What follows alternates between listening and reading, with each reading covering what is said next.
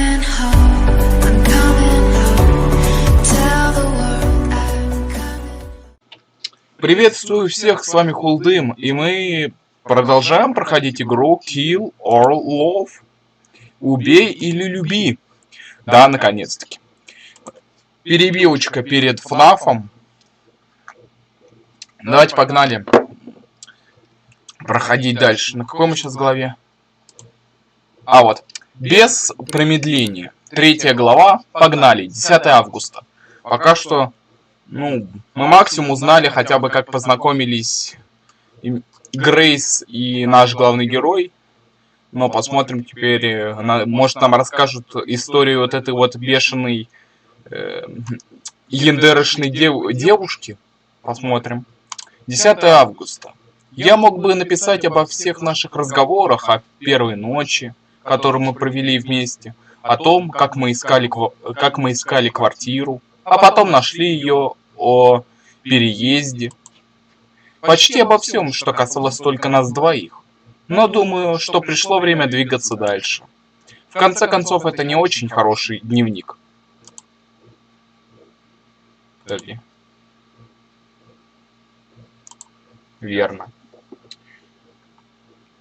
Радует, что я могу возвращаться назад и смотреть, ошибся я или нет.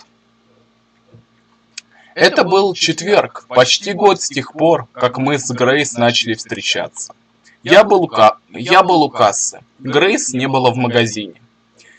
Пожилая дама медленно пересчитывала сдачу дрожащими руками, когда вошла Анна.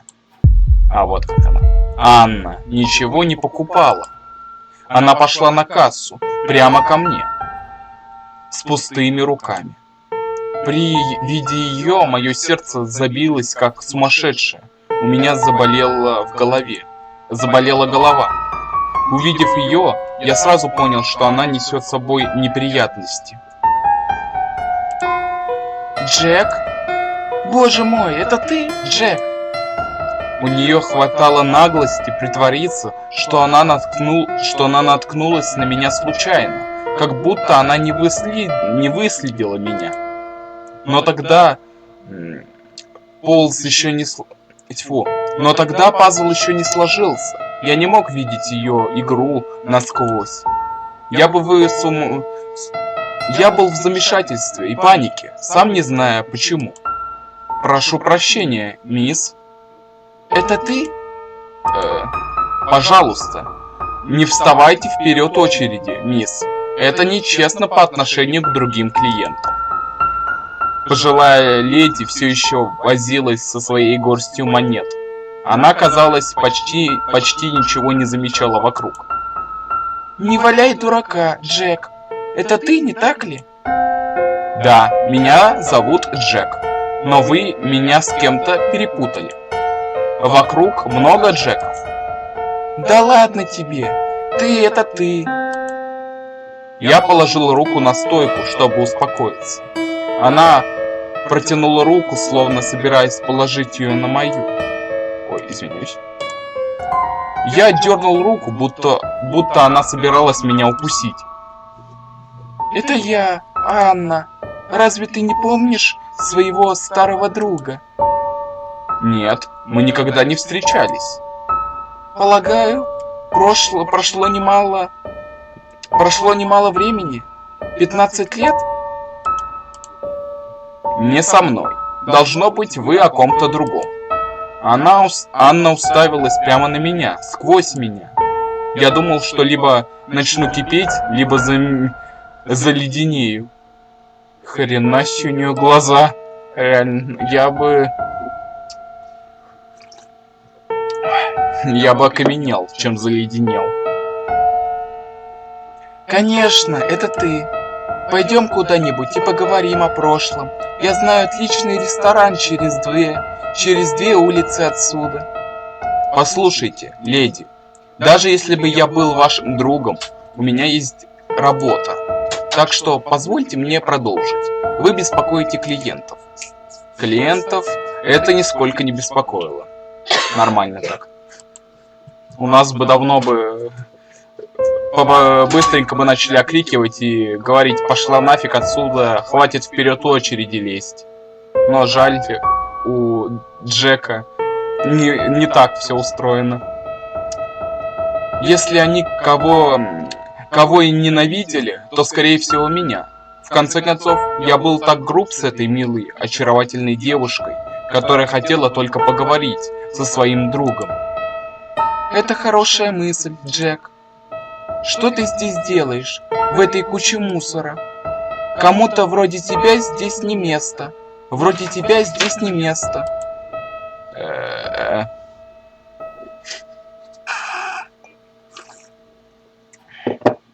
Я уже перестал пытаться урезонить ее.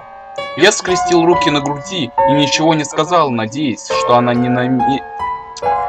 заметит, как быстро бьется мое сердце. Анна одарила меня тяжелым, пристальным взглядом. Так вот, значит, как. Увидимся позже, Джек. И она ушла. Я до этого незаметно для себя задерживающий дыхание выдохнул. Я чувствовал себя ужасно. Хуже того, я чувствовал, что Анна была права. В ней определенно было что-то знакомое, но я не хотел больше ничего узнавать. В следующий раз, когда она придет, я буду обращаться с ней точно так же, сказал я себе, правильно угадав, что будет в следующий раз.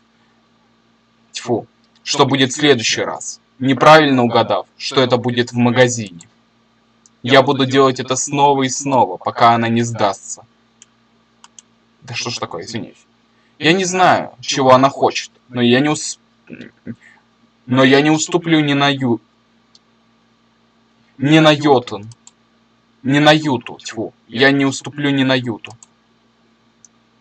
Пожилая леди воскликнула. Она нашла четвертак. Да что ж такое? Блин, это реально было жутко, честно говоря. Вот без шуток. 11 августа. Это странно, не так ли? Как я просто пишу сегодняшнюю дату, а потом сразу же начинаю рассказывать о том, что случилось несколько месяцев назад. Я должен записать, когда это случилось. Но это было так давно. Я не думаю, что могу вспомнить точные даты. А кого это волнует? В любом случае, это только для меня. Здесь может быть полнейший беспорядок. Иногда мне кажется, что я должен записать больше о том, что происходит сейчас. Но ничего не происходит. Так что к черту это. Когда я рассказал Грейс о девушке, которая назвала себя Анной и назвала меня Джейком, хотя мы не носим бейджики с именами, она восприняла это как хорошую новость. Это потрясающе, Джек. Должно быть, она узнала тебя из детства. Она сказала, 15 лет, не так ли? Это точно с того времени, когда ты не можешь вспомнить. Я не знаю. Может, она какая-нибудь аферистка. Тогда мне пришла в голову мысль: Анна – мошенница. Это казалось достаточно хорошим предлогом, чтобы не приближаться к ней снова. Ага, конечно. Ну же, Джек, хотя бы дай ей возможность объясниться. Она мне не нужна, Грейс. У меня есть ты. Джек, я не говорю тебе спать с ней. Я не буду... Не будь так груб с ней в следующий раз. Ладно? Все, убери палец нафиг. Я не был груб. Ты был. Ладно, и что если так? Это несправедливо по отношению к ней. Она выглядит хорошей хорошей девочкой. Не думаешь, что это пойдет тебе на пользу? Подружиться с ней? Нет, ни за что. Она могла бы рассказать тебе о твоем прошлом. Может быть, тогда некоторые вещи начнут обретать смысл? Ты сможешь оставить все, что случилось сможешь оставить все, что случилось позади. Но ничего не случилось. Что-то должно было случиться, Джек. Люди не...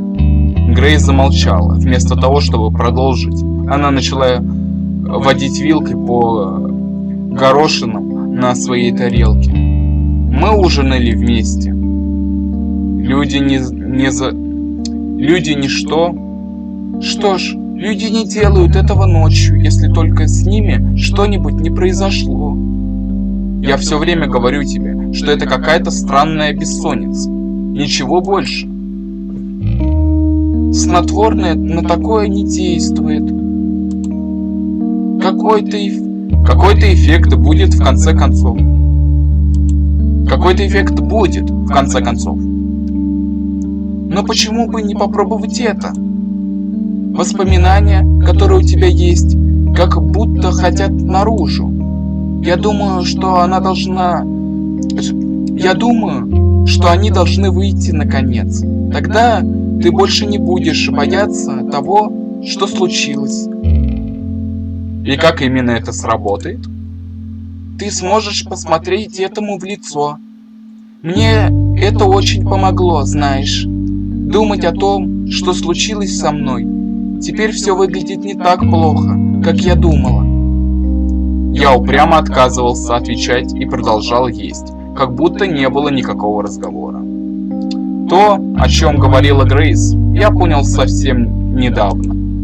Видимо, я много кричал и брыкался по ночам. Иногда я кричал во весь голос. Может быть, я все еще делаю все это? Кто знает. Может быть, персонал и пациенты здесь слишком вежливы, чтобы указать на это. Нет, я больше не кричу по ночам. Я совершенно уверен, что нет. Хотя это не значит, что я могу хорошо спать. Забавно, что в какой-то момент это стало самой большой проблемой в моей жизни. Это было так давно. Или, по крайней мере, кажется, что это было так давно. Столько всего произошло с тех пор. В любом случае, на следующее утро я просыпался потным и уставшим. Но только когда Грейс рассказала мне о криках, я понял почему. Грейс сказала, что это случается примерно раз в неделю. Она сильно пугалась в первые разы, когда это происходило, но потом привыкла. Настолько, насколько к этому вообще можно привыкнуть. Осознание того, как беспечно я относился к этому, заставляет меня чувствовать себя мудаком. Я чувствую, что кричать каждые несколько ночей... Ой, сейчас, секундочку. Извиняюсь, мне пришлось отойти. Так, все. Я чувствую, что кричать каждые несколько ночей – это небольшая цена, чтобы мне не пришлось беспокоиться о прошлом. Но в конце концов не имело значения, решу я взглянуть в лицо прошлому или нет. Это правда. Прошлое нас в любом случае догонит, хотим мы этого или нет. Оно в любом случае приближалось. Да. Во второй раз мы с Анной встретились уже взрослыми.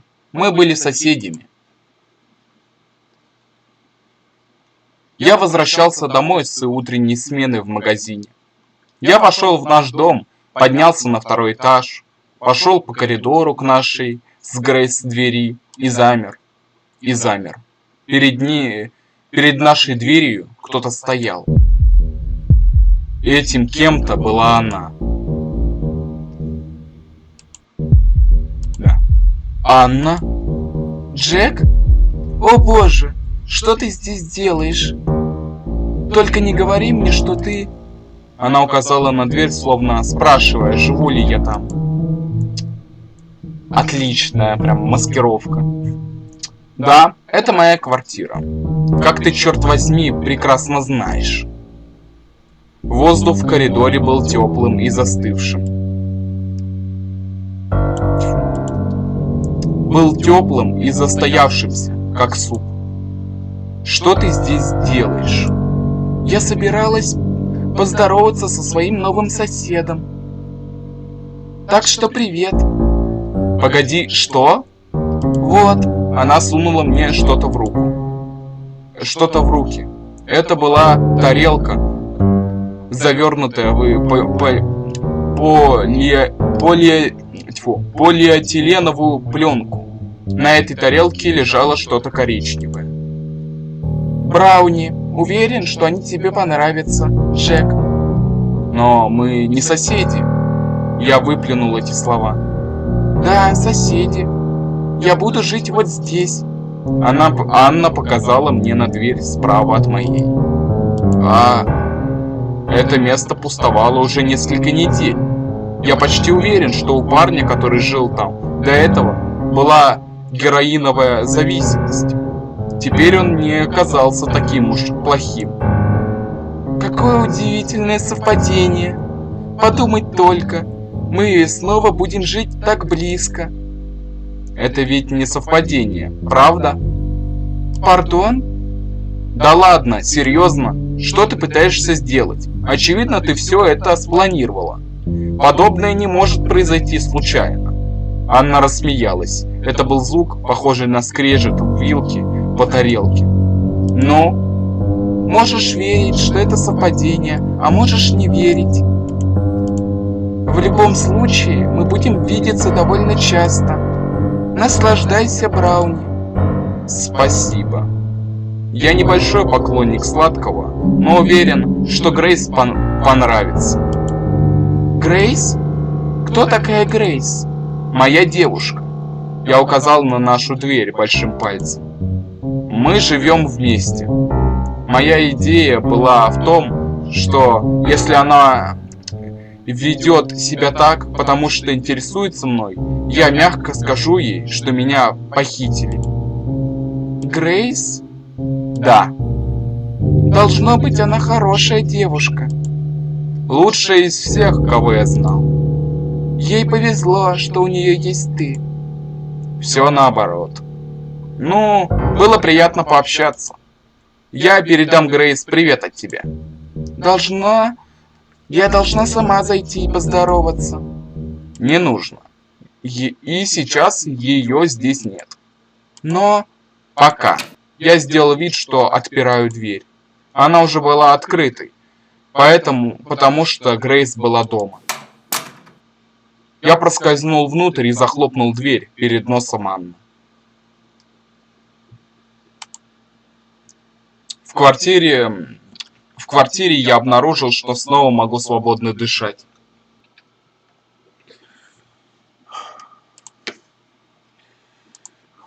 Так. Сучара. Нормально. Ну, это было довольно нормально. Поговорить с этой девушкой, подружиться с ней. Ни за что. Она меня до смерти напугала. До смерти, блин. Ебдрите я грамотей. Ой, что ж такое? Отвык я что-то от новелл. Слишком много во FNAF играю. Она меня до смерти напугала. Записывая все это, я понимаю, почему Грейс думала, что я слишком остро реагирую. Простые факты не кажутся такими уж плохими. Друг, которого не видел много лет, заметил меня за рабочим местом. На рабочем месте, немного поговорил со мной, а затем оказался рядом со мной. Но я с самого начала знал, что с ней что-то не так. Это не то, что можно игнорировать. Параноик? Да. Но в данном случае я был прав, будучи параноиком. Из-за того, что я потерял бдительность, все это дерьмо и произошло. От доктора по-прежнему ни слова о том, когда я смогу выбраться отсюда. На самом деле я не видел его несколько дней. Надеюсь, он просто занят. А если с ним что-то случилось? Это опять говорит паранойя. Нет, это не паранойя. Это просто глупо. Анна не может заставить доктора исчезнуть и выйти сухой из воды. Но я должен сказать, что если бы этот доктор действительно исчез, это не было бы большой потерей для больницы, я думаю. Мне придется попросить его Мне придется попросить его дать мне несколько упражнений для шеи, которые я мог бы делать. Моя шея уже болит от того, что я все время наклоняю голову на бок, чтобы посмотреть на небо. Ну, по крайней мере, сейчас плохая погода. Я не так часто туда смотрю. Странно, как небольшая боль в шее доставляет мне неприятности наряду со сломанной частью меня. Нет, наверное, мне не стоит говорить ему о своей шее. Они могут увеличить мою дозу, и что я буду делать, если мой мозг превратится в кашу? Может быть, тогда я буду счастлив? В любом случае, у меня есть дела, и мне нужен ясный ум, чтобы их делать. Надеюсь, то, что я пишу, имеет смысл. Надеюсь, я еще не спустился в кроличью нору, и все, что я делаю, это царапаю линию за линией бессмысленных строк. Но было бы забавно, я думаю, в довольно незабавном смысле. 12 августа. Брауни Анны были вкусными. Сам я их не пробовал, но Грейс так сказала.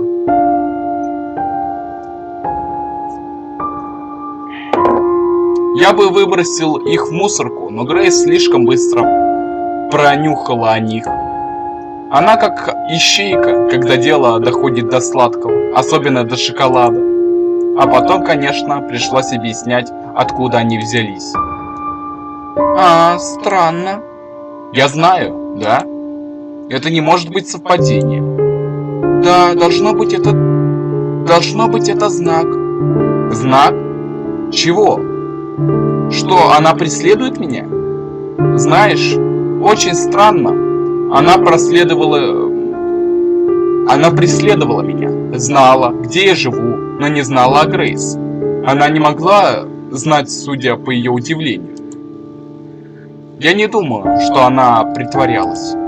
Значит, это просто совпадение? Нет, точно нет. Это я отказываюсь принять. Пожалуй, я пойду поздороваюсь. Я могла бы приготовить что-нибудь для нее тоже. У нас осталось масло. Я хочу испечь ей печенье. Да, и тогда ты съешь большую часть сама. Эй! Я не вижу смысла навещать ее. В любом случае мы увидим ее еще раз. Мы близко живем. Мы же соседи. Я хочу, чтобы мы начали с верной ноги. И, возможно, мы с ней могли бы стать подругами. Я думаю, это было бы здорово. Я обхватил ее руками. Конечно, ты это заслужила. Но, пожалуйста, найди подругу, которая не она. Почему? И я снова не мог толком объяснить, почему. Ну, узнаем продолжение мы уже в следующей серии. Нормально, конечно. Мне хотелось бы закончить, конечно, на конце главы, как обычно я делаю, но пока что, все-таки не получилось. Ну ладно. Пока что страсти накаляются. Нормально-таки.